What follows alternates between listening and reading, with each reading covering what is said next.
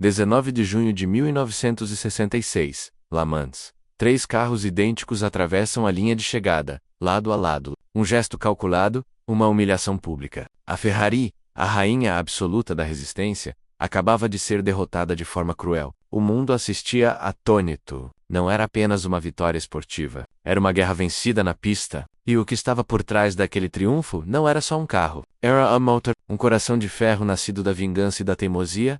Anos antes, Henry Ford II tentara comprar a Ferrari. Um acordo que mudaria a história. As negociações avançaram, contratos foram redigidos, executivos apertaram mãos, mas no último instante, Enzo Ferrari puxou o freio. Disse que jamais entregaria seu império a um americano. Riu da ingenuidade de Henry Ford II e, para piorar, zombou dele dizendo que nunca entenderia o verdadeiro espírito das corridas. Para Ford, aquilo não foi apenas uma recusa. Foi um insulto. Foi um tapa no rosto. Daquele tapa nasceu uma guerra. Ford decidiu não apenas correr, mas esmagar a Ferrari no território que ela dominava. Le Mans. Milhões foram investidos. Engenheiros mobilizados. O resultado foi o primeiro GT40, uma máquina de linhas baixas, agressivas, equipada com um motor de 4,2 litros. Nos testes, impressionava. Na teoria, era invencível, mas a realidade foi outra. 1964, Le Mans, o carro americano, largou com pompa, mas logo sucumbiu. Quebras mecânicas, falhas de durabilidade, motores que não aguentavam a maratona. Um vexame. A Ferrari riu, o público riu, e a Ford voltou para casa humilhada, mas não derrotada. É nesse ponto que entra Carroll Shelby. O texano ousado, criador do lendário Cobra. Shelby sabia que apenas potência bruta não bastava. Era preciso resistência. Um motor que aguentasse não 10 voltas, mas 24 horas ininterruptas. A solução veio na forma de um colosso. O Ford 427 Sid Euler. Um V8 não só, enorme mas inteligente, com galerias de óleo dedicadas, suportava rotações elevadas, sem se autodestruir. Ken Miles, piloto e mecânico britânico radicado nos Estados Unidos da América, foi peça-chave nesse renascimento. Ele conhecia cada parafuso, sentia o carro como extensão do corpo. Ao lado de Shelby, transformou o GT40 MK2 em algo além de um carro, em uma arma de vingança. Mas havia um problema. O tempo corria. Os testes mostravam fantasmas a cada curva. Superaquecimento, falhas de câmbio, instabilidade. Ainda assim, não havia volta.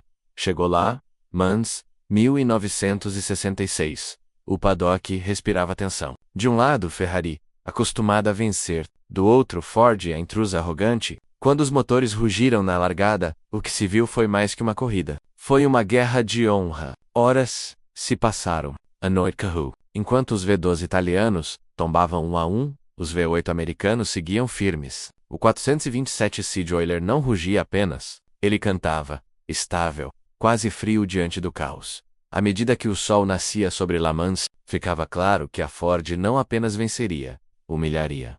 O plano de marketing foi orquestrado. 3 GT40 cruzariam juntos a linha de chegada. Era a foto perfeita, mas por trás da foto havia tragédia. Ken Miles, que liderara grande parte da corrida, foi impedido de vencer sozinho. O gesto foi político, frio. Meses depois, ele morreria em testes, vítima da mesma máquina que ajudou a tornar invencível. O mundo conhecia o GT40. O que poucos sabiam é que aquele carro ainda guardava segredos, porque em paralelo, um motor ainda mais ousado estava sendo gestado. O Igal Wesley, Dan Gurney, piloto de alma inquieta, e Harry Wesley, mago britânico dos fluxos de ar, acreditavam que o futuro não era força bruta, mas eficiência. Enquanto Ford esmagava a Ferrari com litros e cilindros, eles sonhavam com cabeçotes que respirassem como organismos vivos. Valvulados em ângulos improváveis, câmaras de combustão em formato de coração, carburadores inclinados para otimizar cada gota de combustível. Era quase poesia, mas a poesia veio com dor. As primeiras cabeças de cilindro feitas na Inglaterra chegavam frágeis rateando como porcelana. Mecânicos lembravam do terror de apertar parafusos sem trincar tudo. Tratávamos como vasos Min, dizia um deles. Cada falha corroía a paciência da Ford, que exigia resultados imediatos. Mas Gurney insistia sem acertecem. Aquele motor poderia ser uma revolução. E acertaram. Surgiu o Mark V, um bloco Ford 302 equipado com cabeçotes Wesley, leve, preciso, girador. Quando testado em Riverside, seu som não parecia com nada já ouvido. Não era um rugido grosso, Mas um uivo metálico, agudo, limpo, uma sinfonia mecânica, o improvável tornava-se real. Naquele mesmo período, a FIA mudava as regras, limite de 50 litros. Ou os monstros dos 7 litros estavam condenados. A Ford parecia perdida, mas John Wyer, comandante da Gulf Racing, enxergou a brecha. O GT40 poderia renascer com um coração novo, o Gurnell Slack. Azul e laranja, ele surgiu na pista como um cirurgião entre gladiadores. Ferrari e Porsche estranharam. Aquele som não era normal. Era outro nível. Le Mans 1968.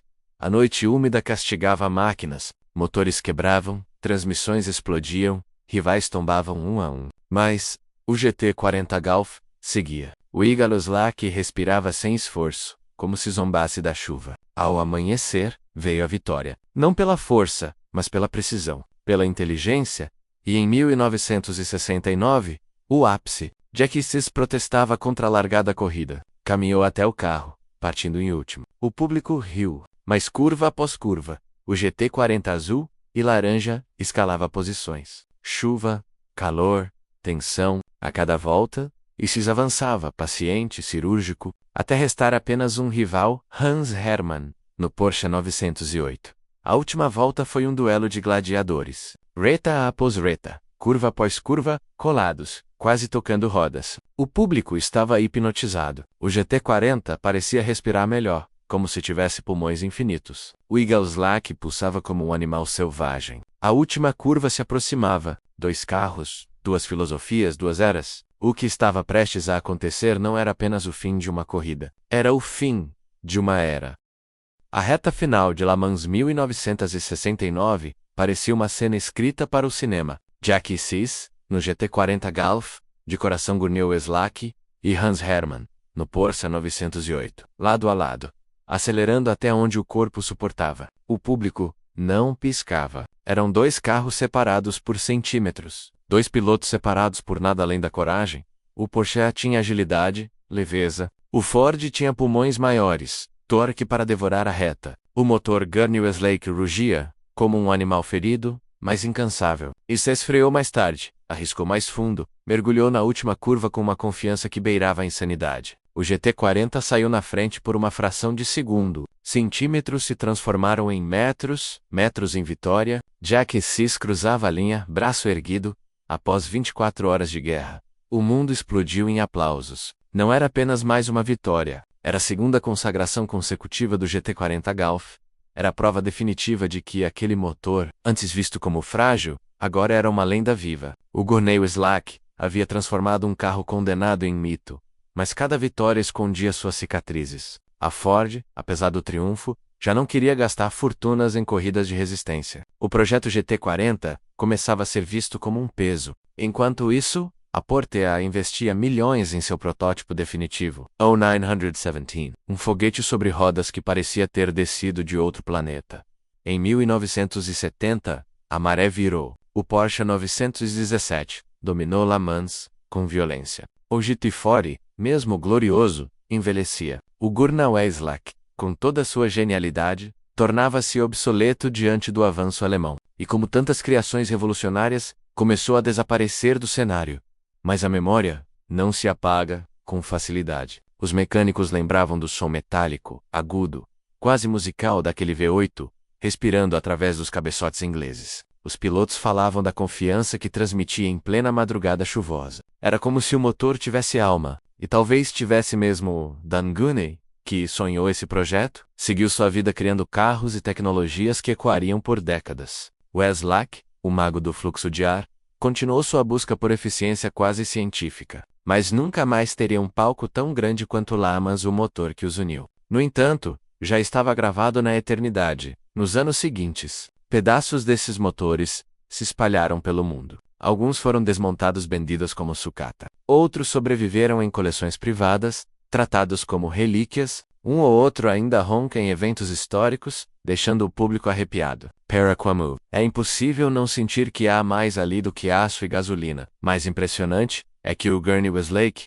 não só venceu corridas. Ele quebrou uma lógica. Provou que um V8 americano, nascido da indústria pesada de Detroit, podia ser refinado a ponto de desafiar os melhores engenheiros da Europa em sua própria especialidade. A eficiência foi como ensinar um touro a dançar balé, brutal e delicado ao mesmo tempo. E a ironia, ele também silenciou a Porsche. Antes mesmo do 917 brilhar, foi o GT40 com coração Gurney Westlake que derrotou os 908.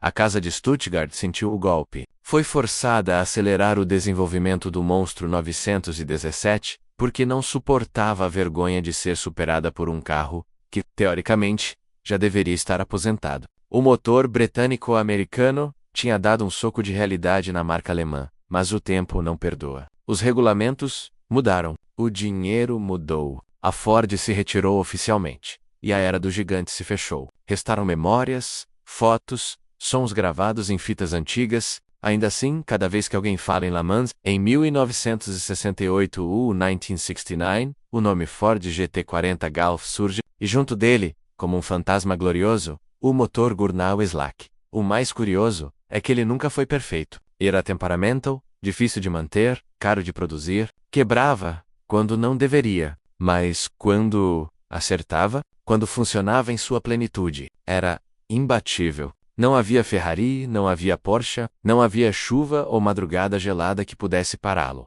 Essa imperfeição é talvez o que o torna tão lendário, porque não era apenas um motor de engenharia fria. Era um organismo vivo, que precisava ser entendido, quase acariciado pelos mecânicos. Era como um cavalo de corrida selvagem. Tratasse-o com respeito. E ele corria até o limite. Negligenciasse-o, e ele te jogava no chão. Hoje, meio século depois, especialistas ainda discutem seu verdadeiro impacto. Alguns dizem que foi apenas um parêntese na história. Uma solução temporária para uma regra específica. Outros juram que sem ele, o GT40 nunca teria sobrevivido às mudanças da FIA. Nunca teria derrubado a Porsche 2 vezes seguidas. Talvez nunca tivesse entrado para o Olimpo da Resistência. Mas há algo indiscutível. O motor Gurney Westlake carregava mais que potência. Carregava um símbolo, representava a ousadia de misturar culturas, de pegar um bloco bruto americano e temporá-lo com a delicadeza britânica. Representava a teimosia de Dan Gurney em desafiar a lógica. Representava o desejo da Ford de não apenas competir, mas humilhar seus rivais, e acima de tudo, representava aquele som inconfundível, um agudo metálico que ainda ecoa nas memórias de quem o ouviu. Um som que por si só já é história porque no fim, os números se apagam, os troféus enferrujam, mas o som permanece. E se você fechar os olhos, ainda pode escutar o grito do Gurney Westlake atravessando a madrugada de Le Mans, lembrando ao mundo que, por 2 anos mágicos, ele foi o motor que calou a Ferrari e silenciou a Porsche. O Eagle Westlake desapareceu das pistas como surgira, silenciosamente, sem alarde. Não houve homenagens grandiosas, nem despedidas oficiais. Apenas motores desligados, peças guardadas em caixas, carros cobertos por lonas em galpões esquecidos, mas sua sombra permaneceu. Cada vitória do GT40 Golf foi uma ferida aberta nos rivais e uma cicatriz eterna no automobilismo. Ele provou que a grandeza não depende apenas de tamanho, mas de visão. Que o impossível pode nascer da insistência de alguns homens em desafiar o óbvio.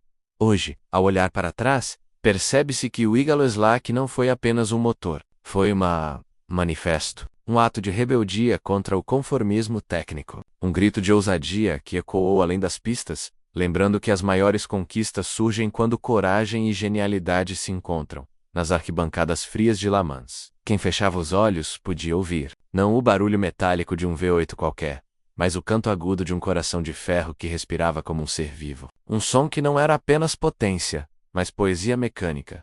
E talvez seja isso o que explica sua lenda. Porque carros vencem corridas, homens levantam troféus, mas motores como o Eagle Westlake, transcendem o tempo. Eles não pertencem a um ano, a uma marca ou a uma geração. Pertencem à eternidade. Quando a noite cai sobre Sardi e o silêncio toma conta do asfalto, alguns juram ouvir ao longe um eco metálico, agudo, cortando a escuridão. Talvez seja apenas memória, talvez seja apenas vento, ou talvez seja o espírito do motor que um dia ousou desafiar Ferrari e Porsche. E venceu.